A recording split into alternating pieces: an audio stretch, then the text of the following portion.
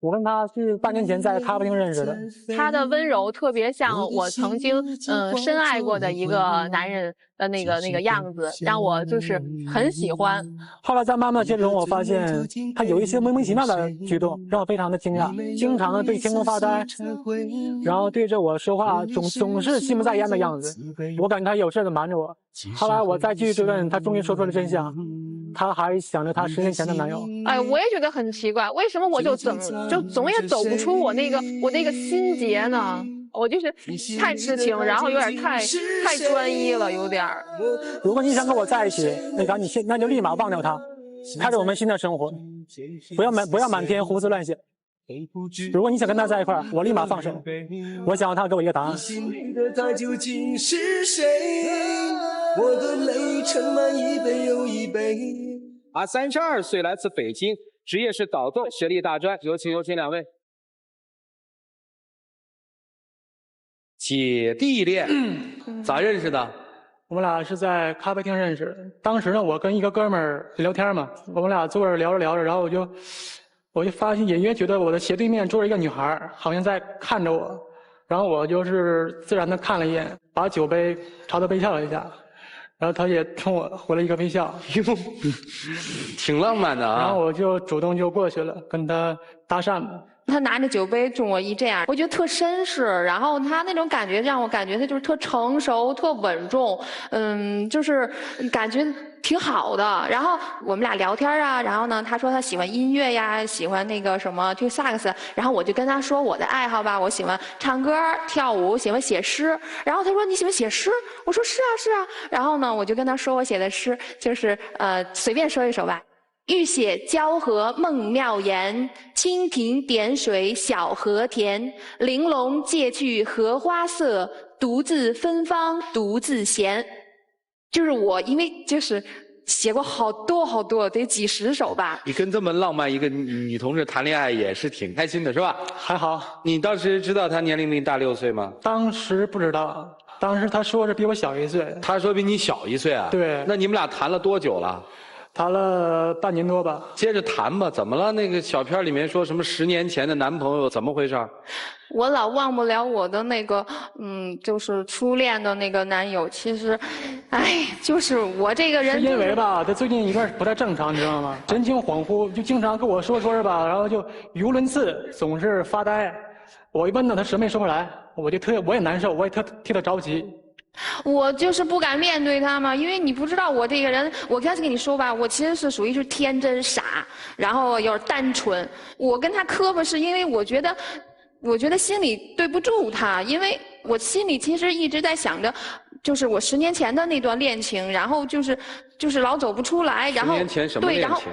就是我认识了一个我的同事，他呢特别的温柔，然后他会打篮球，会画漫画，他还很成熟很稳重，就对我特别照顾，你知道吗？就是像因为他比我大1岁，然后就像照顾小妹妹一样，然后就是有什么轻松的活儿就给我，然后如果有谁要欺负我的话，他也帮我去扛。因为当时那个我在那个单位里头就是比较单纯比较傻，然后他们就管我叫神仙姐姐，《天龙八部》你看过吧？段誉那个神仙姐姐，还有呢就是冰美人儿。因为我当时害羞比现在还厉害，就只跟女孩说话，不理男生。然后男孩有追我的话，我就不搭理他们，就那样。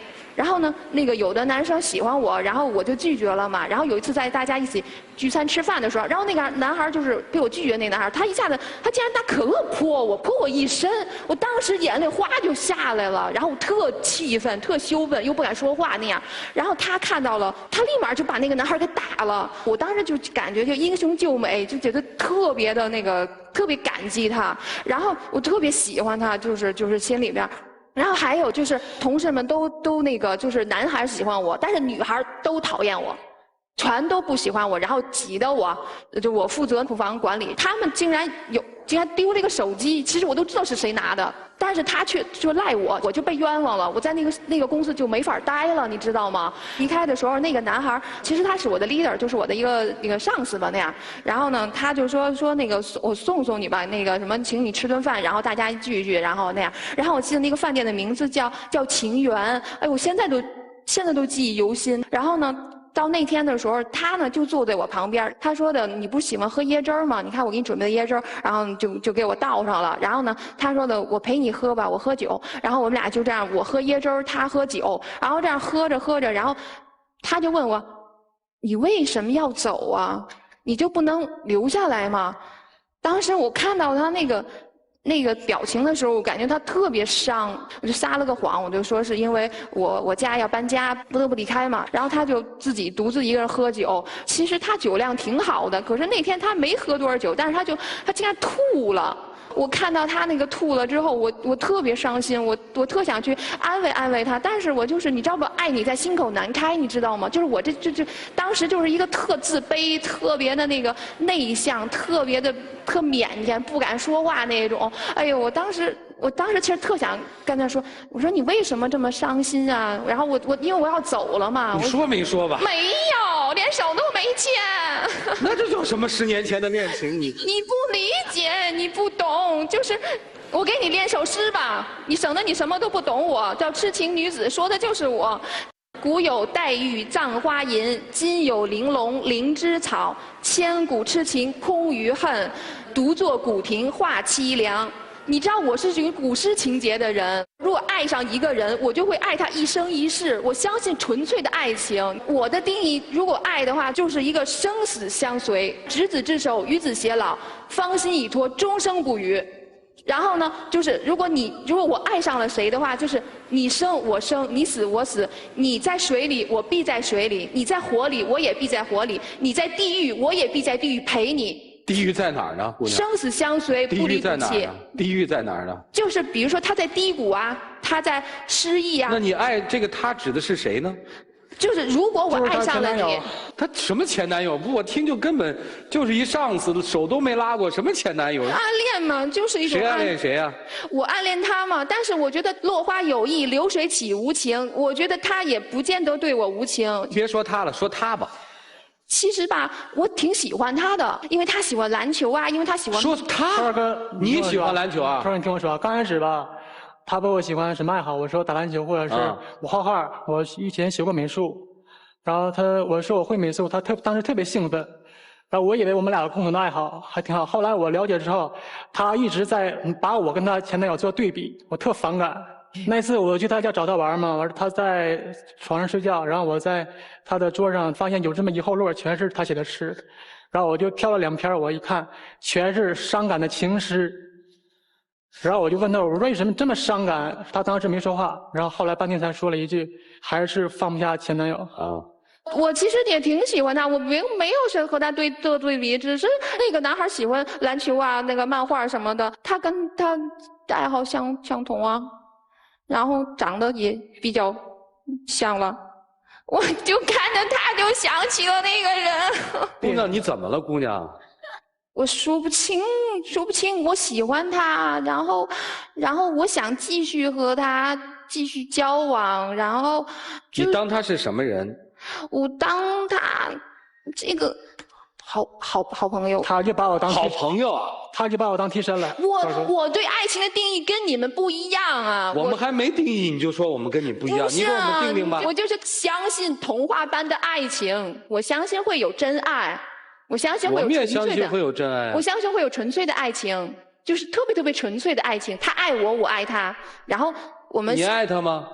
我爱他，他不爱我。我的爱是生死相恋。如果我爱上了你的话，你活得好好，你老想着死干嘛呀？不是啦，我只是念旧情，我放不下那段感情。你不知道那个男孩有多好。不是你跟他什么关系啊？在恋人之下，在好朋友之上，在游离状态，我搞不懂我自己。老师们给看看，一起进入丘比特问卷。他们的相识很浪漫，因为男士举了杯子，但就意味着悲剧要发生了。我们发现，女生先有个悲剧，世界上最悲惨的事情是我爱你，但是而你却不知道我爱你，对不对？但是比你还悲剧的就是他，你很爱他，但是你的爱情被打败了，被打败的是被一个梦中情人虚渺的一个人打败了。一个是梦幻中的完美，永远都不会被破坏他的形象；一个是柴米油盐、短兵相接的现实，迟早是要崩盘的。而至于你，把你置于这个悲惨的境地的，就是这个活在自我梦幻中的糊涂的女人。我不糊涂，我智商很高，但是我建议情商很低而已。我只是情商低而已。我给你一个建议，你以为自己的暗恋很伟大、很美好是吗？但是我看到的是你的虚弱和自私。我怎么自私了？我对不起谁了？你的虚弱是你爱对。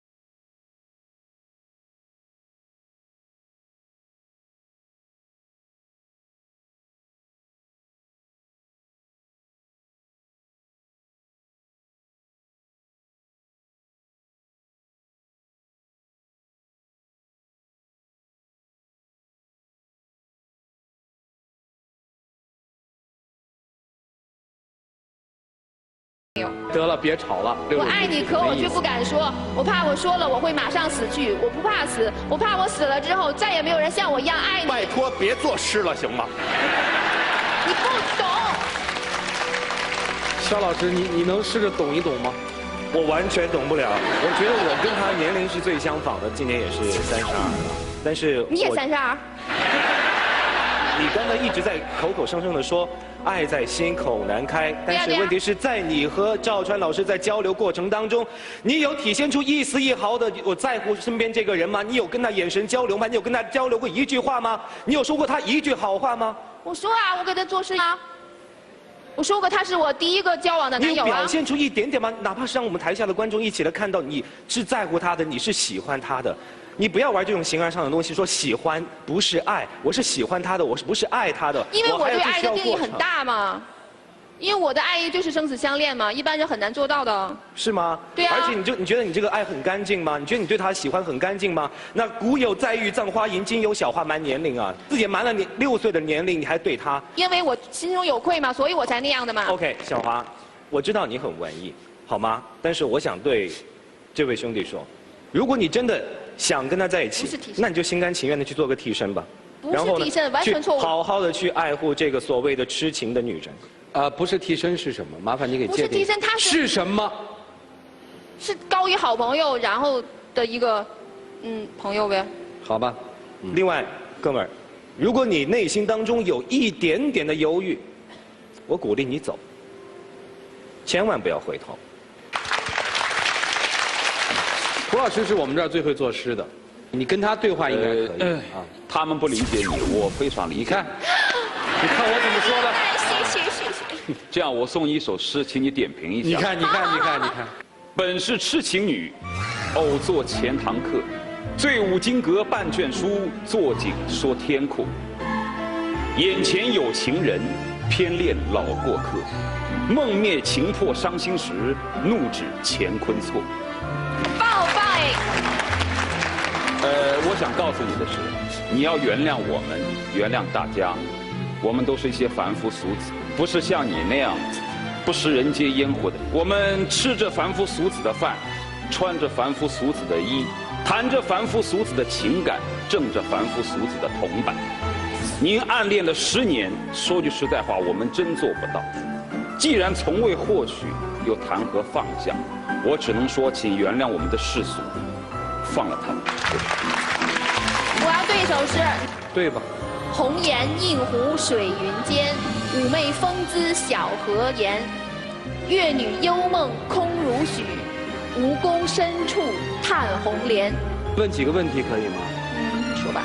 您现在的职业是什么？导购啊，卖衣服的。卖的怎么样？还行呗。你能推荐一件衣服给这位先生吗？我卖的是女装哎。那你能推荐一件衣服给我们艾老师吗？哦，那我走过去说。艾老师您好哎，您好久都不来我们店里了。我们今天又上了好多新款呢。你看，就像我身上穿这样，就是今年的这个特别那个流行的韩版的一个蝴蝶裙嘛，这样的。我觉得吧，这件衣服特别的适合您这种气质，高贵的气质。我觉得您这个性格就特别超凡脱俗了，就像小龙女一样。回来吧。这10年有男孩子追你吗？当然有了。多吗？现在就在他后边排队的也一大帮呢。我觉得爱好古诗词没错哈。嗯，谢谢谢谢。这肯定是没错的，但是至少要知道我们还在生活。我是在生活，没有脱离生活呀。你的那些自怜的那种东西从哪儿来啊？就是10年前那段伤害嘛，那个其实不重要了。重要的是你要面对眼前人。我再一次的请你正视一下，你对面这位到底跟你什么关系？想继续交往的好朋友呗。好了好了，你行了，明白了。今天已经看清楚了吧？他跟你之间的关系是个什么关系？如果从资格论来说，今天你们是没有资格到这个节目来的，因为你们不是情侣，你们是好朋友，对不对？不是吧？好朋友。好好说话。我没有见过哪一个诗人在一个公开的场合是这样的。我也没有见过哪一个诗人在公开场合是这样。那我就天性啊，我天性如此，怎么办呢？我想，一个人应该在不同的场合有不同的控制吧。我说这么一段话，都别介意。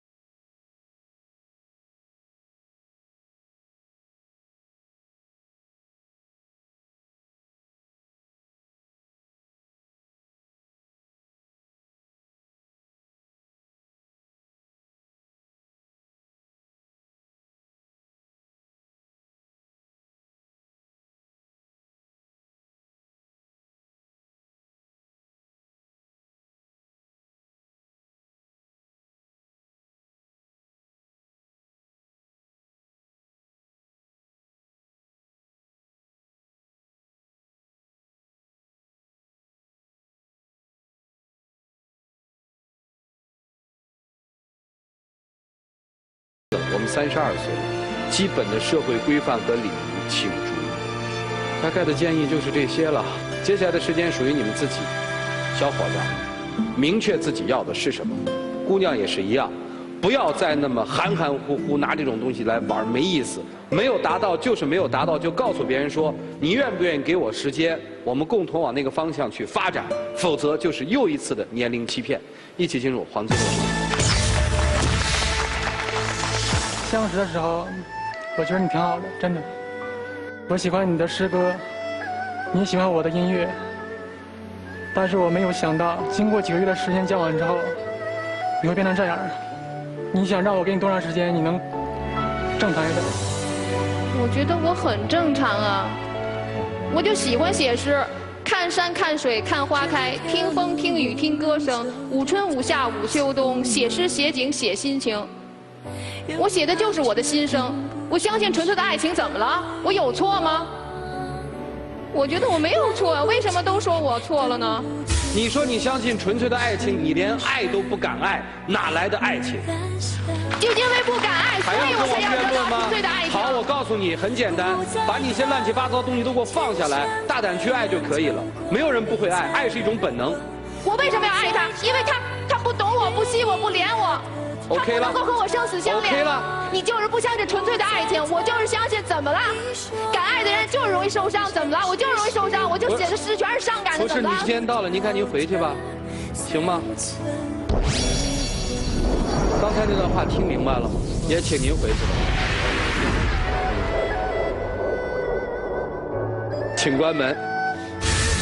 我们还是用我们坦诚和善良的心来面对一切问题。在跟姑娘的交流当中，我们会发现，一个人追求真爱没有错，但是要勇敢的去爱，不要活在自己的世界里面。大家觉得这个姑娘和这个小伙子的恋情有可能再往前走一步吗？来，各位，请选择。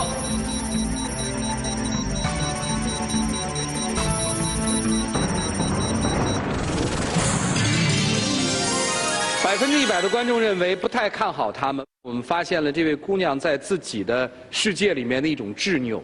什么时候她能打开她的心房，让另一个人走进去，那么一段爱情才可以开始。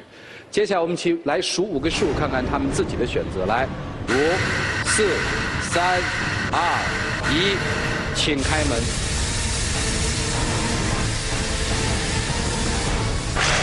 不再看天上太阳透过云彩的光，不再找约定。我特别想知道，当你站在那个转门背后的时候，你的脑海当中还有什么？我感觉我就在天山飞雪，就是天山到底有多远，山上有没有雨滴？不，姑娘，不是每一个人都有你那么好的文学修养的。你可以感觉它的味道啊，感觉它的气氛啊。对不起啊，我要打断你一下，就在这个地方。我们今天要表达的一个最核心的观点是，姑娘，如果你爱一个人，就打开你的心房，让这个人走进你的生活，而不因为过去的一些经历、过去的一些不快，成为阻碍你新一段感情往前的一个理由。不要拿那些东西去包裹自己，会很累。我们希望你能从那段恋情当中勇敢地走出来，开始恋爱。当你有了恋爱的时候，你才可以去谈你要追逐的东西。现在你跟谁去追逐生死相依啊？你只有